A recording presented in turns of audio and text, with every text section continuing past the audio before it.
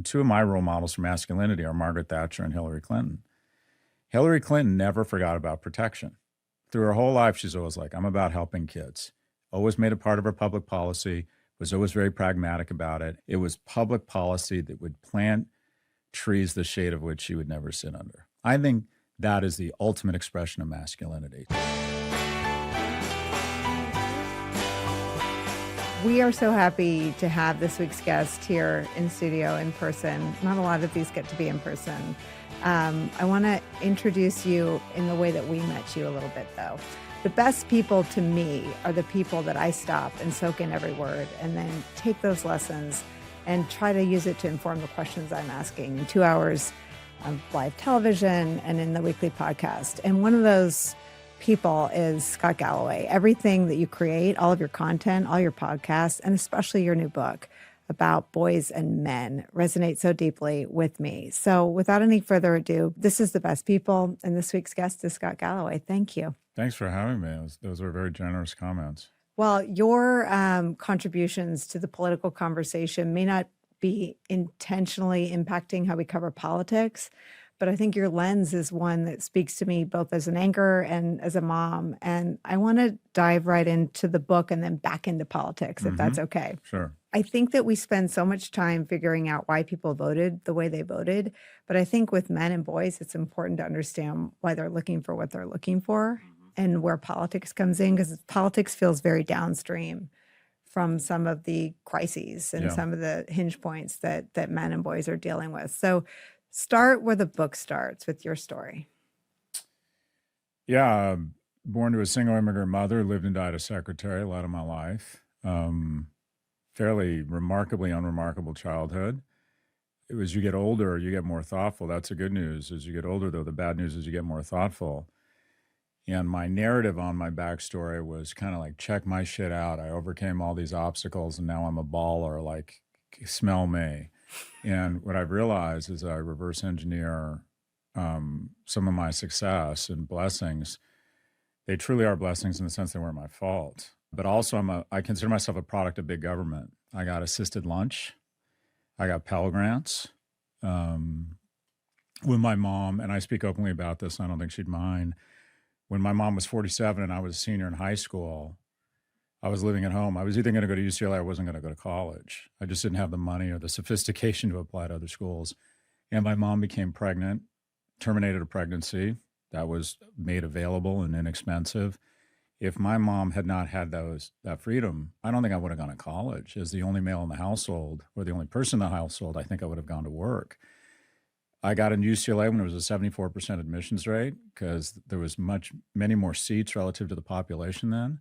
The admissions rate is now 9%. I got Pell Grants. I got financial aid because I came from what was considered a modest income home. Graduated into the internet economy where American households had made these huge investments in this post-apocalyptic communications network called the internet. So, my backstory is that America loved unremarkable kids. I gave us all a shot. And now I worry that it's essentially the Hunger Games, where the economy now is, we want to identify two groups of people: the children of rich people, who are 77 times more likely to go to an elite university than the bottom 99%, or the freakishly remarkable. And the good news about Americans, our superpowers, our optimism. The bad news is we're a bit unrealistic. We all think our kid's going to be in the top 1%, and I can prove to every one of us that 99% of our children are not in the top 1%. I feel like America used to be about giving everyone a shot at being a millionaire and having some purpose. And now they've crowded all the opportunity thinking that we just want to make more billionaires. So I feel like the reason I'm in this chair, a lot of those things are under attack right now. And by the way, I'm not a humble person. I think I'm a fucking monster. I think I'm creative and super hardworking. But I would not have what I have had I been born anywhere else. I benefit from a lot of the same things. I went to UC Berkeley, and I too got Pell Grants. And I think, though, there's a piece of benefiting from things that are under attack that make you a remarkably effective advocate for them among people who have no idea what you're talking about, right? So a lot of your peers are other masters of the universe. Yeah. What do you feel about sort of putting that distance between you and them to make these arguments from a moral high ground?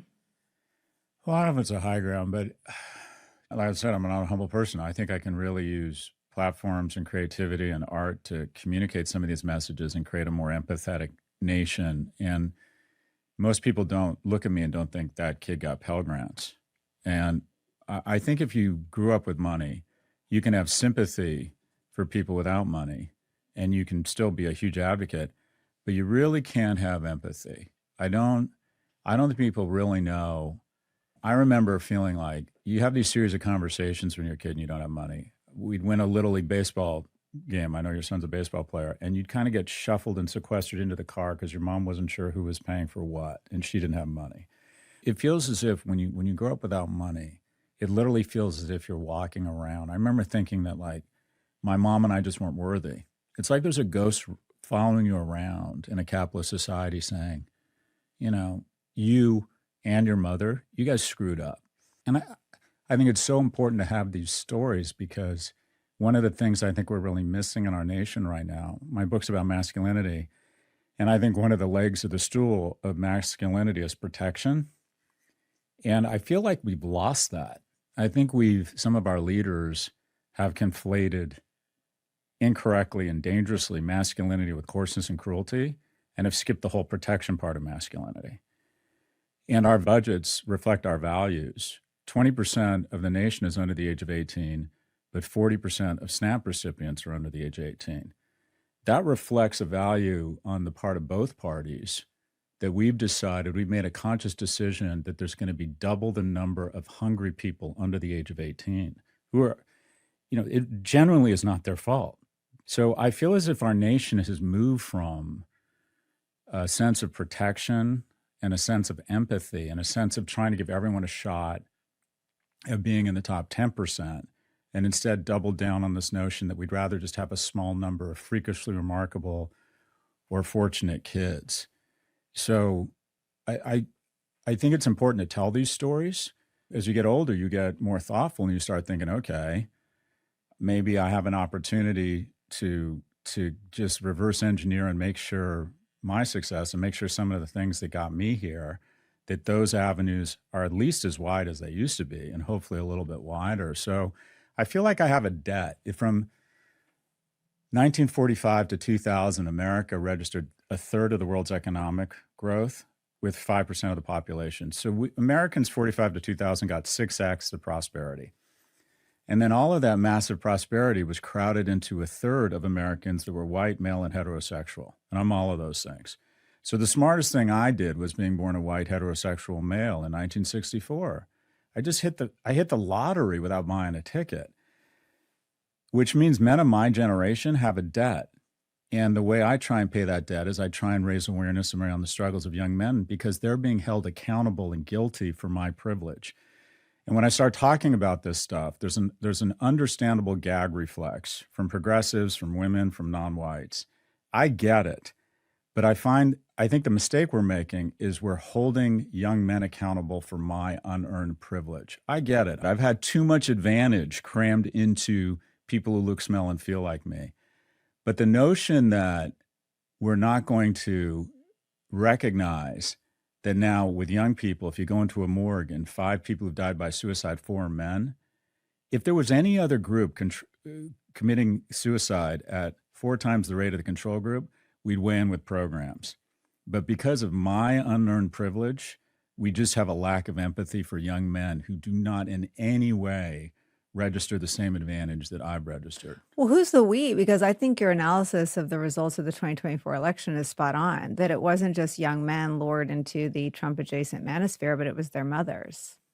We don't like to have these conversations because, the truth sometimes doesn't reflect either gender well. And the reality is there's still a lot of women who will vote for who they perceive as best for their husbands and their sons. And we talked about this on your show. The 3 groups that pivoted hardest from blue to red, 2020 to 2024, were 1, Hispanics. The second group that pivoted hardest was people under the age of 30. And in some, they're 24% less wealthy than they were 40 years ago. And people in my generation are 72% wealthier. So people say they're not as good as math. Fine, but they can do math. And all they know is things are harder for them. Housing's gone up 6x while their income's gone up 2x. Right? Education's gone up 7x while their income's gone up 2x. So like everything I need to get ahead, all the keys to mating, all the keys to forced savings, pride, having a home, being successful are getting harder for me and more expensive. And yet 210 times a day, I'm reminded that I'm not killing it. There are billionaires out there and I'm not one of them. So it's understandable. They just want change. They don't care who it is. They just want the non-incumbent.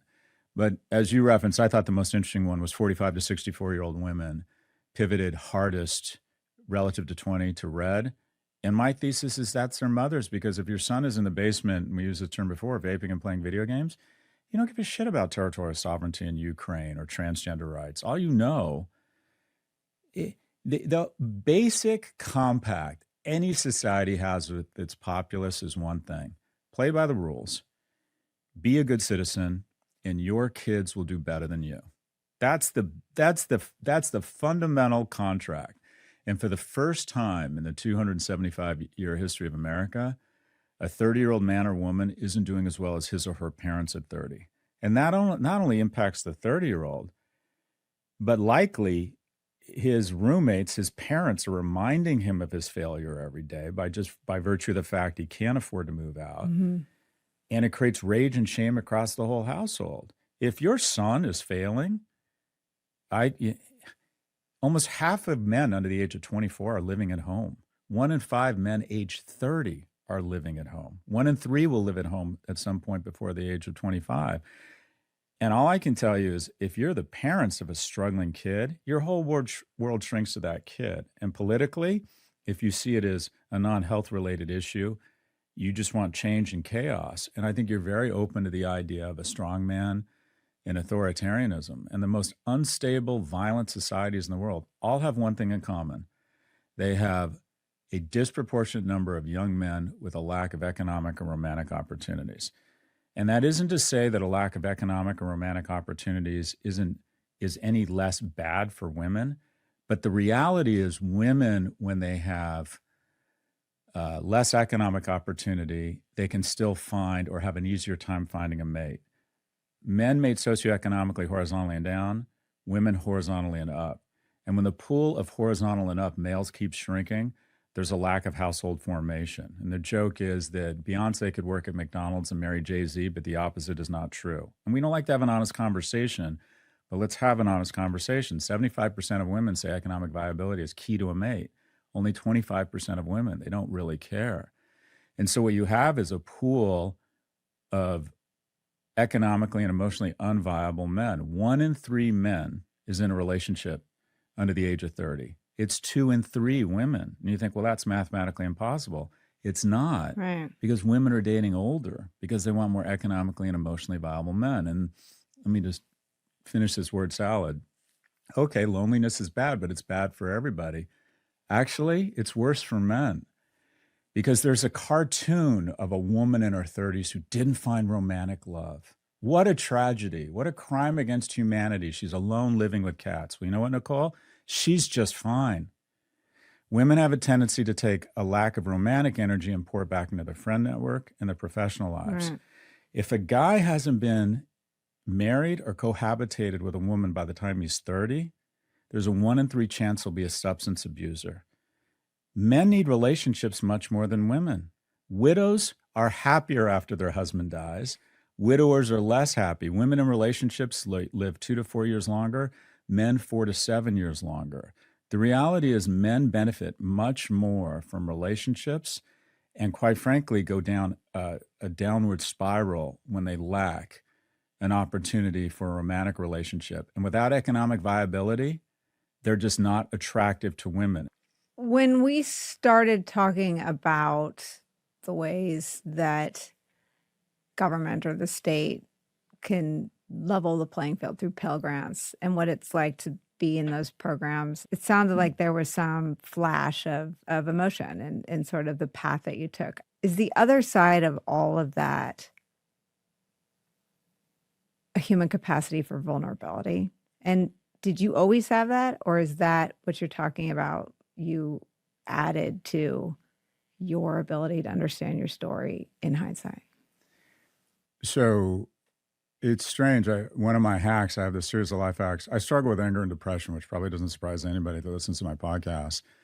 But the way I try and address the issue is I try and learn all about it and then write about it. That's cathartic for me. And there's a series of life hacks I try and remind myself of. From the age of 29 to 44, I didn't cry. I didn't cry when my mom died. I didn't cry when my business went chapter 11. I didn't cry when I got divorced. I just kind of forgot how. And the advice I would give to any man and women who don't express their emotions a lot is that life goes so fast as you get older that the only way to slow it down is to really lean into your emotions. We're sentient beings, which is synonymous with emotion. And what I would suggest is when you stumble upon a piece of art or flowers or something that inspire you, you stop and really kind of lean into and ask yourself, why does this inspire me? When you're watching Modern Family, and I now like cry at a drop of a hat, Modern Family, I can't help but get through an episode at some point and not cry. Ask yourself, what is it about this that inspires me? Is it the parental relationship? What is it about? Is it someone? What is it about you? I used to go to Brazil every year with a bunch of guys, and if I ever managed to get up on a board, like just being in awe and wonder of this cylindrical mass of millions of gallons of water, just like really try and lean into your emotions, because as men, we're taught that masculinity signals strength. And also, the reason that we're more uncomfortable crying and showing vulnerability is the following. It's very obvious. For 99% of our time on this planet, if you cried, it demonstrated weakness. And if you demonstrated weakness, there was a decent chance another man might kill you and have sex with your wife and eat your children. I mean, there's a reason why men have been taught instinctively not to demonstrate vulnerability or weakness. But what I can say is that being more emotive as I've gotten older informs what's important to me. It slows my life down. It's cathartic. I think it makes me healthier. So in sum, my advice to men is laugh out loud, feel sadness. If you feel like crying, cry. And when you're inspired by things, really slow yourself down and say, what is it about this that moves me? And what does that say about what's rewarding in my life?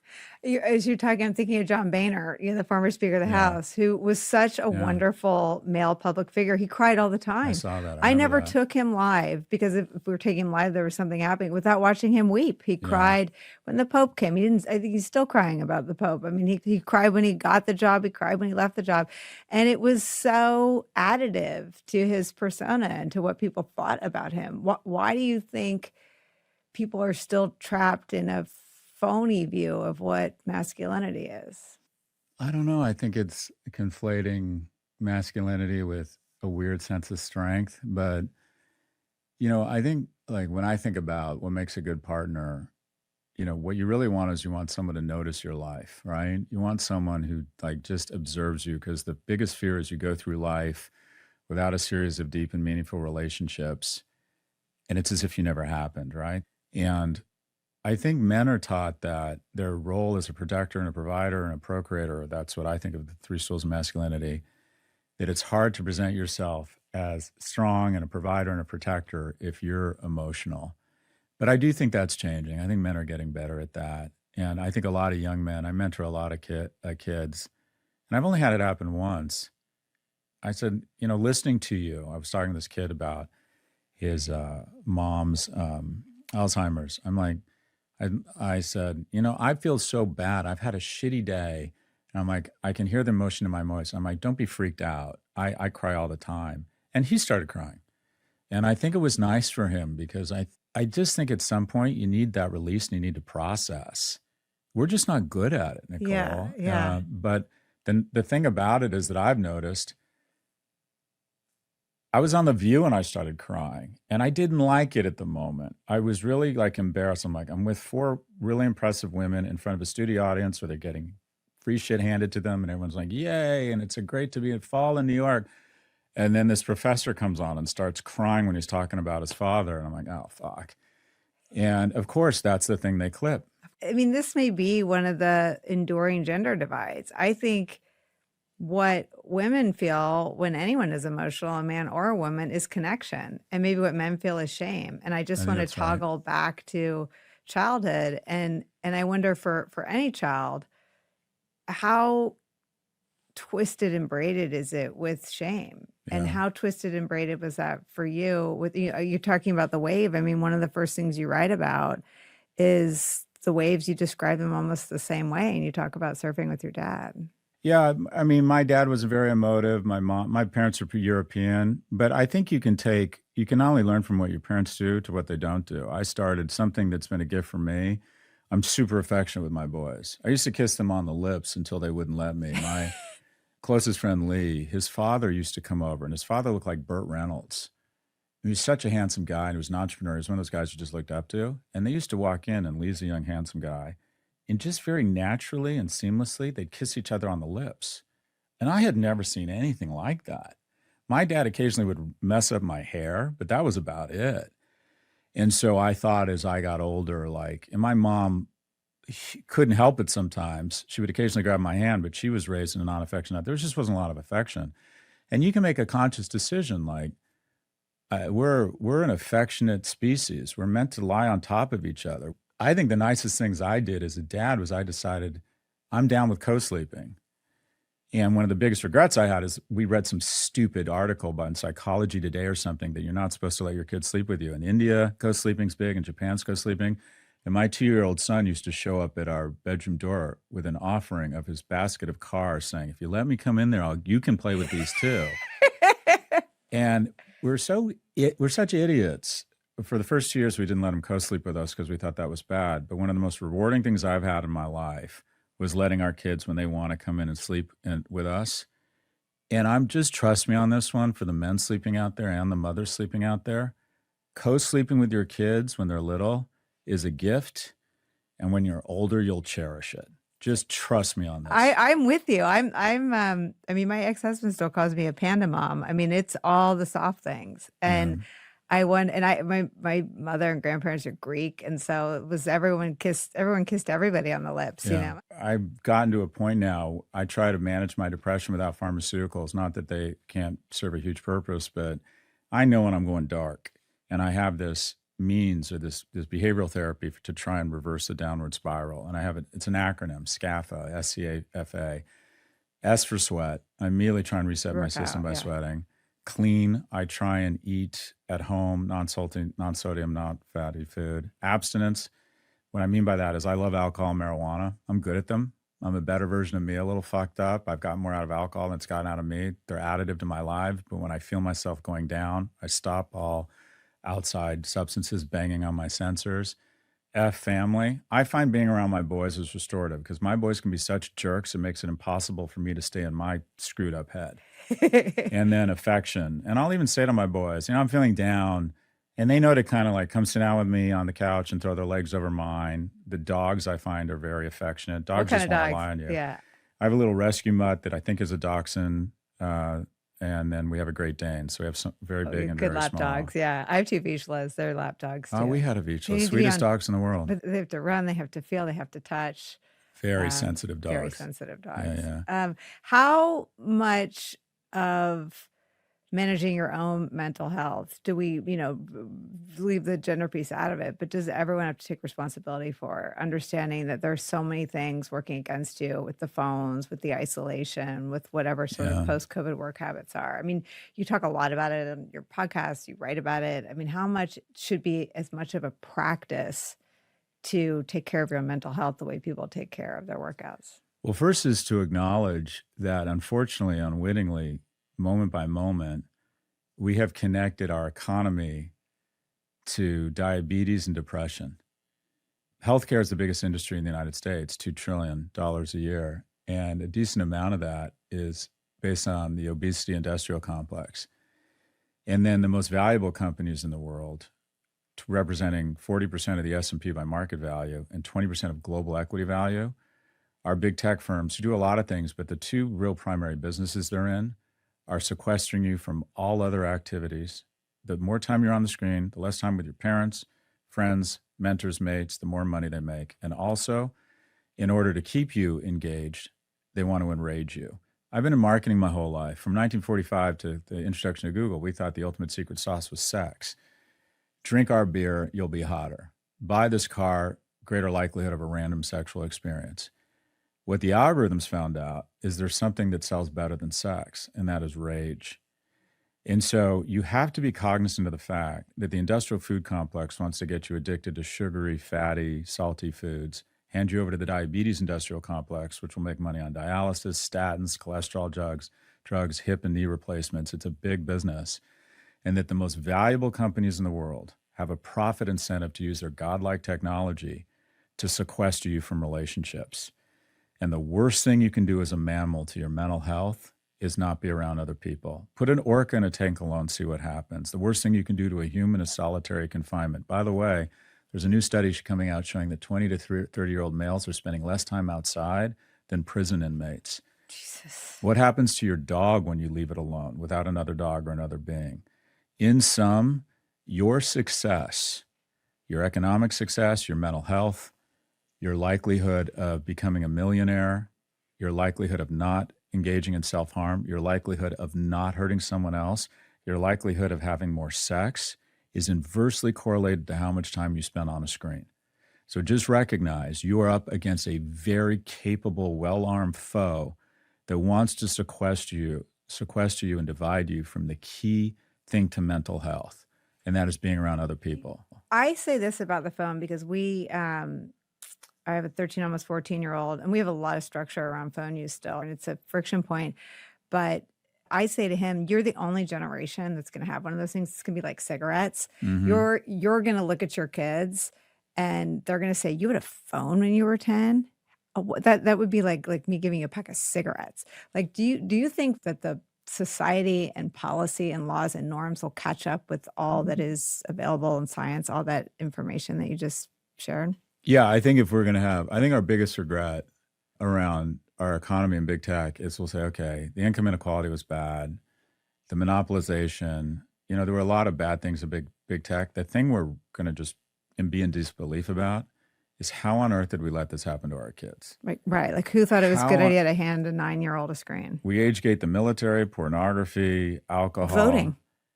But we've decided not to age gate screens. Technology. Mm-hmm. that puts an arcade, Netflix, pornography, the high school cafeteria, the judgment, the shaming.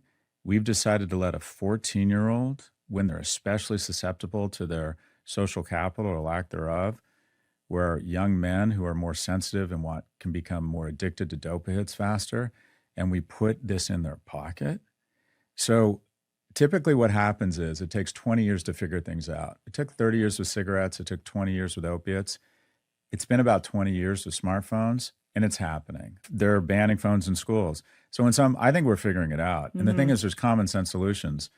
No one under the age of 18 should be on a social media platform. I'm sorry. AI should be similar to movies. There's a different AI for people under the age of 18. Mm-hmm. And the thing that really has me freaked out is the idea of synthetic relationships. Friction. What's that like talking to ChatGPT? A character. Yeah. Supposedly 1 in 3 people under the age of 18 are now in a synthetic relationship. Like Her, like the movie? Exactly. Friends, advice, therapists. And if you're a 17-year-old male and maybe your initial overtures to other 17-year-old girls in your high school have been rebuffed, which is called being a 17-year-old male. And you have this lifelike 4K beautiful woman and an algorithm behind it that has figured out 1 million times a second your fetishes, the type of titillation that works best for you. And this individual synthetic figure never says no, supportive, nice, totally frictionless, and starts performing erotic acts. You're going to expect that kid to finally take risks and get in shape and smell nice and get someone to dress him and approach strange women and establish resilience and trying to learn a kindness practice and try and develop a sense of humor. My fear is that we're reducing, and this goes back to mentoring young men, I don't tell them to not engage in porn. I think that's almost unrealistic right now. But what I tell them is the reason I graduated from UCLA, I graduated from UCLA with a 2.27 GPA, which is not very good. But one of the reasons I graduated is when I went on UCLA's campus every day, is I wanted to see my friends. It was a beautiful campus. But also, to be blunt, there was a remote but non-zero probability I'd meet a woman and get her to come back to or invite her to a fraternity party and at some point have sex with her. I wasn't seeing women and thinking I want lower rates on insurance when I'm 40 or I want to even raise kids with this person. I was thinking I would really like to have sex with this person. And I think we have pathologized young men's sexual and romantic interests, not recognizing that some of the messages they get discourage them from learning the skills around how to express romantic interest while making that person feel safe. But also, if I'd had lifelike synthetic porn on my phone and computer 24/7, I'm not sure I would have gone on campus as much. And I might not have graduated from college. And it's also giving young men an unrealistic expectation of a relationship. It's leading to, ultimately, porn gets more and more extreme and, quite frankly, it becomes violent and misogynistic. It's just training men to not take risks, and it's training them to have unreasonable, strange expectations around what a romantic relationship is. The most rewarding things in life are the hard things. They're just the only thing the best things in life have in common is they're really hard, and they usually involve a person. And the reason why relationships with people is so rewarding is it's so goddamn hard. It's hard to figure out the pecking order and the insecurities of establishing a friendship group.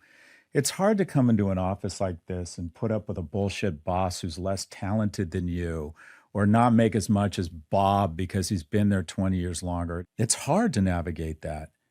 And finally, to try and figure out the nuance and the rejection and the perseverance and the skills required to establish a romantic partnership, that shit's hard. But at the end of the day, when you figure out the skills and the resilience and the perseverance to establish these things, that's what victory looks like. And then I think the most rewarding thing, hands down in life, is to establish a romantic partnership with someone such that you commit enough to each other where you raise these things that get less awful every day called kids. That's the only time I've ever felt purpose. And I can tell you that is hands down the hardest thing I've ever done. And it happened because I was so attracted to someone that I mustered up the courage to endure humiliation by approaching her under the sun of midday without the benefit of alcohol at a pool in a hotel in Miami called the Raleigh Hotel. Simple line, hey, where are you guys from? And 18 months later, our son's middle name is Raleigh. If you want to punch above your weight class economically or romantically, get ready to endure rejection and get off a screen. But initially, you got to recognize the entire economy in the United States right now is a giant bet on big tech and AI. And they're not malicious people, but their algorithms have figured out the less time you go out making friends, mentors, and mates, the more their stock price will go up. At what point is Trump the beneficiary of that?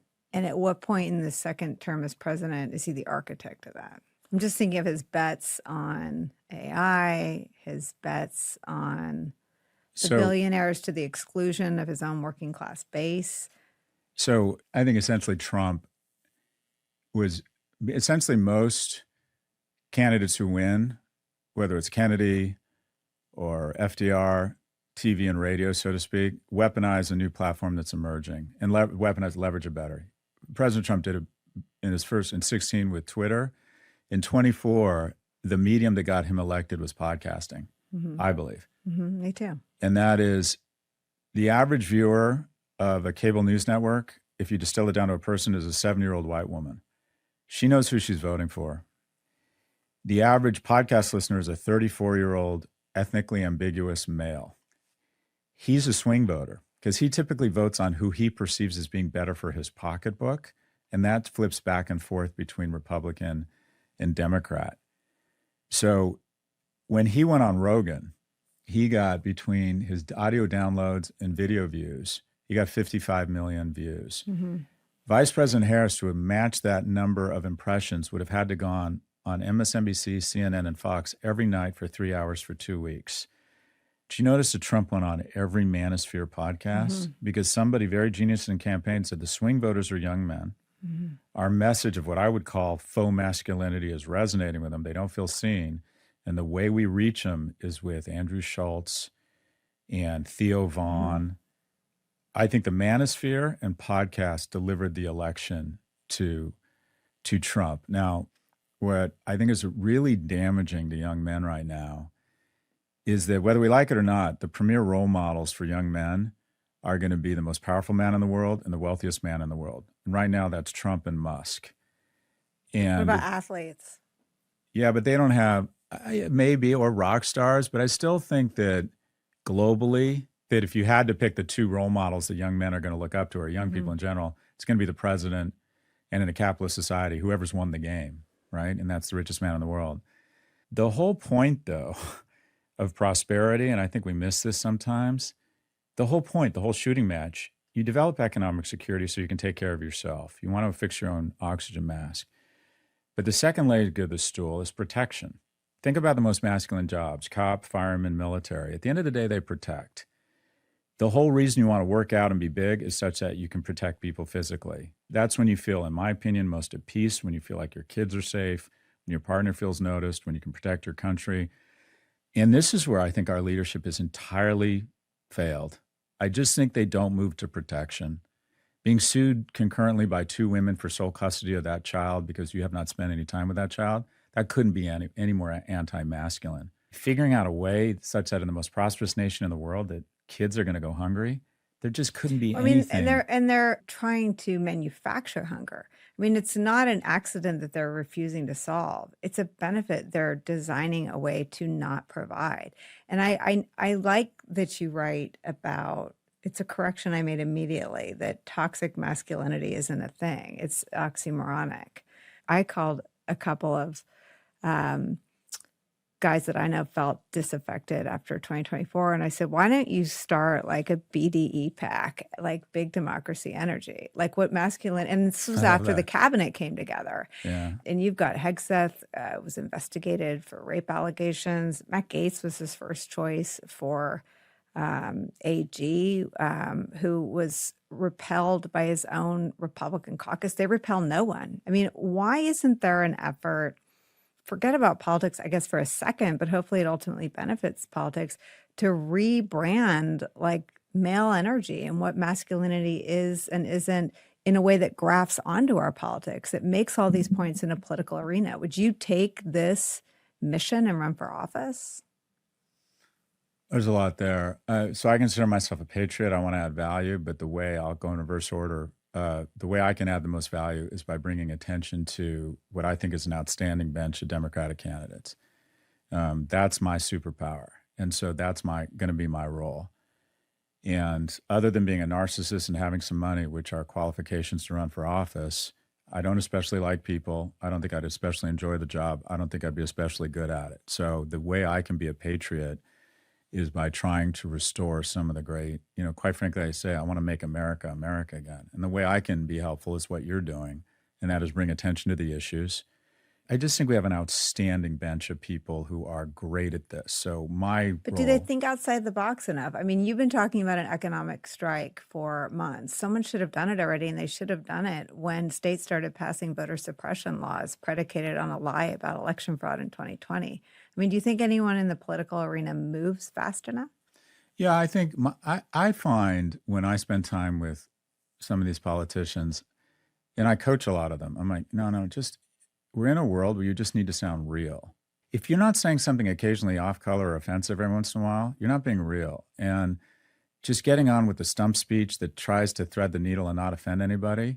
If we've learned anything, the public forgives inarticulate or undelicate statements. It doesn't necessarily reflect your character, as long as your heart's in the right place, as long as you're willing to apologize. But I feel like I need to do a land acknowledgement here and recognize that I've always asked for male role models. And I was like, it's not male role models, it's masculine role models. And two of my role models for masculinity are Margaret Thatcher and Hillary Clinton. Hillary Clinton never forgot about protection. Through her whole life, she's always like, I'm about helping kids.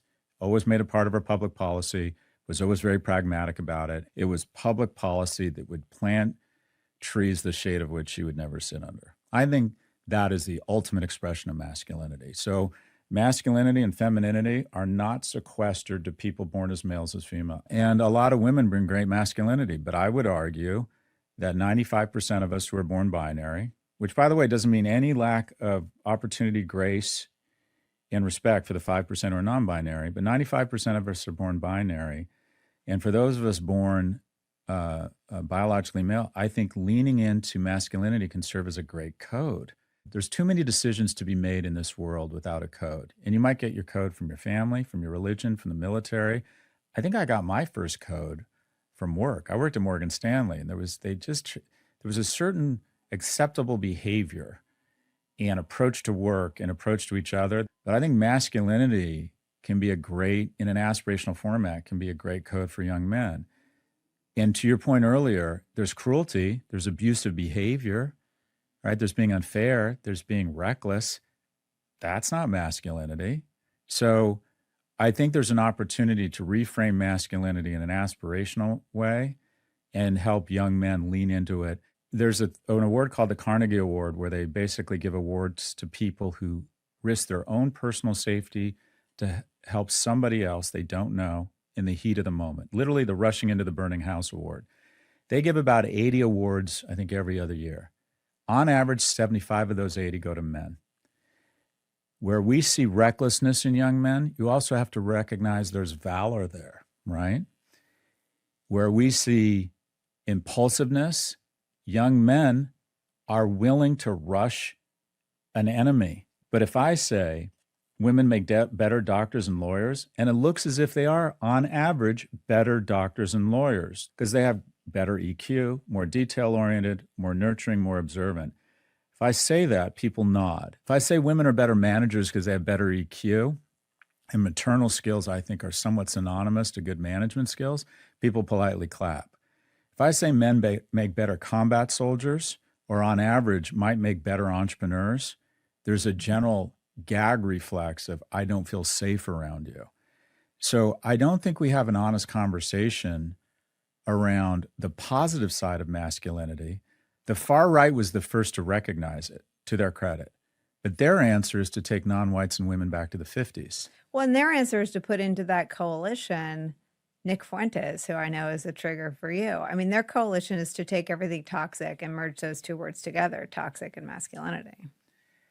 Yeah, unfortunately, Nick Fuentes is just an aberration and a cancer that is fueled by this environmental toxin called social media, where the things he says are so vile, so stupid, so inhuman that the algorithms just love it because a bunch of us can weigh in and make comments. And every comment we make that's outraged, a bot will come in and promote it. And it's another Nissan ad and more shareholder But value. his human body was inside the real life household of Donald Trump, the current president. So, I mean, I guess the Nick Fuentes part in that male sort of coalition that includes MAGA, and I don't know how else to describe it. I don't know if it's a MAGA coalition that includes a lot of men with the wrong perception of what it means to be masculine, or if it's a masculine coalition that includes MAGA. I'm not sure which is the apex sort of figure, but it includes Nick Fuentes not just as an algorithm, it includes him as a person that went to Donald Trump's house. Like, how do you bring men into a political coalition that values decency and is repelled by figures like Nick Fuentes? So if you look at the cadence of politics in our country, I would say if you tried to reduce it to something pretty simple, it's the following. Democrats have their heart in the right place, and they develop a narrative, and they have a certain apostate culture. If you don't sign up for the narrative exactly, you're cast into the wilderness. Cancel culture. Well, yeah, 2.5 years ago, I said Biden's too old. I'm an ageist. And you know who else is ageist? 85%, Biology. and 85% of the country thought he was too old. Well, we have the oldest elected populace of any democracy. Our elected populace is a cross between the Walking Dead and the Golden Girls. And people say, well, you're being ageist. Okay, when 75% of Congress is going to be dead in 25 years, do they really give a good goddamn about the national debt or climate change? Do they understand how to regulate TikTok? The average age in America is 35. I'm not suggesting everyone needs to be 35, but we have an ageist problem. And guess what? Old people have figured out a way to vote themselves more money, and people under the age of 40 are 24% less wealthy, and people my age are now 72% wealthier because kids don't vote, and unfortunately, young people don't vote. So the child tax credit is stripped out of the infrastructure bill, $40 billion, but the $120 billion cost of living adjustment to Social Security flies right through Congress. But the political algorithm or pattern is the following. Democrats start with the right idea. They take it way too far. 60 years ago, there were 12 black people at Harvard, Princeton, and Yale combined in 1960. Only 12. That's a problem. Affirmative action made sense. Race-based affirmative action was the right decision in 1960. This year, 55% of Harvard's freshman class identifies as non-white. The problem is 70% of those kids come from dual income, upper income homes. So the academic gap between non-whites and whites was double between rich and poor 60 years ago. Now it's flipped. So we need to evolve and say, okay, some people have wins in their faces that deserve a hand up. All Democrats believe that. I'd say some or most Republicans believe that. But affirmative action should be based on color, and that color is green. A white kid from Appalachia with a drug-addicted mom and a father who's been incarcerated, that's the kid that needs help. And so we need to evolve our policy. And what happens is, in an effort to understand and show empathy for the trans community, which has been demonized, we sit around and politely applaud and look at each other when a 6'5" person born as a male shows up at an NC2A women's swim meet. Democrats take shit too far, and we put our chins out by, quite frankly, just being a little bit crazy on some of this stuff. And then Republicans weigh in with an overreaction and start implementing a series of cruel. They take the name Harvey Milk off a frigate in a big fuck you to the gay community. This was a guy who served his country. The word used most in Harvey Milk's military reviews were excellence. Goes on to be the first elected official for the gay community, which must have given huge comfort to the gay community. And now one of the first acts of the Secretary of War is to take his name off a frigate. I mean, so we as Democrats take things too far. In my opinion, one of our many flaws is we're more concerned with grabbing perceived virtue than focusing on actual programs that will improve the material and psychological well-being of Americans. All right? And then we stick our chin out with, in my opinion, irrational, crazy behavior, and the Republicans come in with a set of incredibly cruel, coarse policies that not only don't help people, but seem to be saying, I'm strong, and the way I communicate my strength is through just baseline cruelty. One of the basics of our democracy, and you've talked about this, is we reward and punish people based on their character and their behavior. And now we're slamming cars because of someone's identity. Oh, they look brown, pull them over and ask for their ID. So I think Democrats need to be more focused on ideas versus indignance and stop the purity test. And I don't think the right suffers as much from that. The right just writes me off as a libtard. But some of the most vehement, ugly emails I've gotten from people I know is, you don't understand the assignment. At some point, we have to be more than the party of no and indignance and running around with our hair on fire. It's like, well, what's our plan? Is it $25 an hour minimum wage? Is it lowering the cost of healthcare? We need nationalized medicine. Our medical industrial complex is monetizing health. We spend twice what everyone else spends per capita. We die sooner. We're more anxious. We're more obese. Lower eligibility for Medicare by 2 years, for 10 years, and 20 years. Anyone over the age of 45 is eligible. That's a big, bold idea, right? Mandatory national service, 8 million homes in 10 years. For God's sakes, let's move to the ideas part of the program instead of look at how awful he is. You either think he's awful or he isn't. Stop trying to convince people. They're either on board and they agree with you, or they're never going to agree with you. There needs to be more pragmatism, recognizing that we have made progress and certain things are outdated. And we absolutely need to figure out a way to say coarseness and cruelty couldn't be any more opposite than the whole point of America, right? The whole point of America is you give more rights, dignity, and grace to people. And for some reason, we've conflated leadership with this weird, perverse cruelty. Do you think that last night's wins by Spamberger and Cheryl and Gavin Newsom bear any of that out? I mean, their campaigns included ideas. Their campaigns were about a rejection of what Trump has wrought in 9 months. I mean, Obama's closing message in both New Jersey and Virginia was, is your life any better than it was 9 months ago? Off-cycle elections should naturally favor the non-incumbents. I don't know about you. It felt alien to wake up and have wins. I'm like, this feels good and alien. Shocking. It felt more strange initially than good. Yeah. The thing that was encouraging about it was not the victories, but the margins of victories. Right, and actually, right. it's the boring stuff. And the turnout. 100%. And young people, the way they went. I think actually it's the boring stuff that people don't notice that's the most seminal thing. I think Prop 50 in California is actually the most important Me thing. too. I said that all night. It was the only idea that was on the ballot. Everything else was a person. It was an idea, and it was an idea that Californians voted against a few years ago. The electorate went out and rejected mid-year redistricting, and they went out understanding the moment, understanding the message, understanding a rather complicated narrative that involves something that a few states over did, and voted for democracy. I thought it was unbelievably inspiring. And 2-1.